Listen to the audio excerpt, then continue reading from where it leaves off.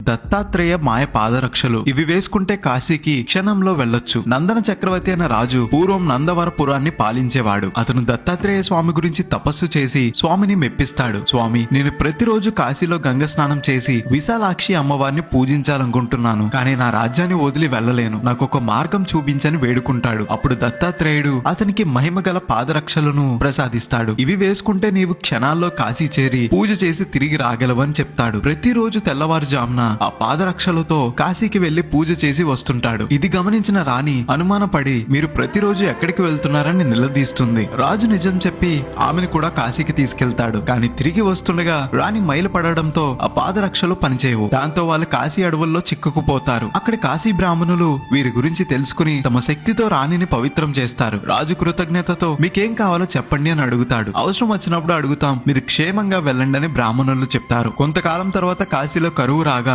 బ్రాహ్మణులు నందవరపురం రాజు దగ్గరికి వస్తారు. మీరు మాట ఇచ్చారు కదా, ఇప్పుడు మాకు సహాయం కావాలని అడుగుతారు. అప్పుడు రాజు, మీరెవరు, నేను మాట ఇచ్చినట్టు సాక్ష్యం ఏంటని ప్రశ్నిస్తాడు. అప్పుడు బ్రాహ్మణులు వాళ్ళ మహిమలు ఉపయోగించి కాశీ విశాలాక్షి అమ్మవారిని తీసుకొచ్చి సాక్ష్యాన్ని ఇప్పిస్తారు. రాజు అమ్మవారి పాదాలపైన పడి, తల్లి నన్ను క్షమించు, నిన్ను కాశీ నుండి ఇక్కడికి రప్పించింది మా రాజ్యంలో ప్రజలందరూ నిన్ను సేవించుకోవడానికే. అందుకే ఇలా బ్రాహ్మణులతో అబద్ధం ఆడాను. ఇచ్చిన మాట నిలబెట్టుకుంటాను. ఇక్కడే కొలువై ఉండమని అమ్మవారిని కోరుకుంటాడు. అలా కర్నూలు జిల్లా నందవరం అనే గ్రామంలో విశాలాక్షి దేవి చౌడేశ్వరి దేవిగా వెలిశారు. ఇలాంటి మరిన్ని వీడియోస్ కోసం గోదావరి స్టేషన్ ని ఫాలో అవ్వాలి మరి.